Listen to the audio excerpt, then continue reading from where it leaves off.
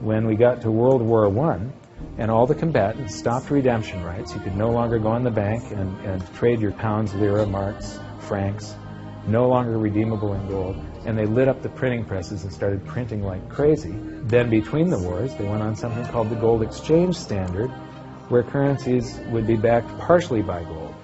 So in the United States, under the Federal Reserve Act of 1913, the Federal Reserve was allowed to put $50 worth of claim checks on gold, currency in circulation, backed up by only $20 worth of gold. So it was a 40% reserve ratio. For every $20 gold piece in the vault, they could put $50 in circulation. We're the dollars of the nation on parade. We're the biggest batch of dollars ever made.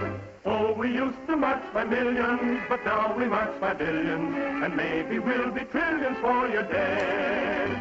We're the dollars. Then we get to 1944. Now, during both wars, Europe paid the U.S. with gold.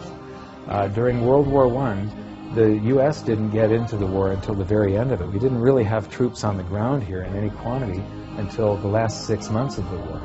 So for the first 4 years or so, we're selling you, you take all of your young men off of the farms and turn them into soldiers. You take your factories that make toasters and they start making machine guns. Your factories that made cars are now building tanks. And so you turn your economy toward war, and all of your consumer goods and your grains had to be imported from the United States, and you paid us with gold. Then in World War II, Hitler starts saber-rattling in 1936, annexes Austria in 38, invades Poland in 39.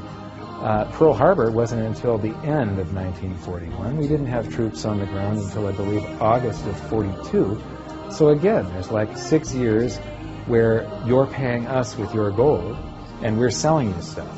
This is where Americans have this myth that war is good for the economy. War is good for the economy if you're not in it and you're selling them the tools of the trade. Yes, America's national income gets bigger and bigger.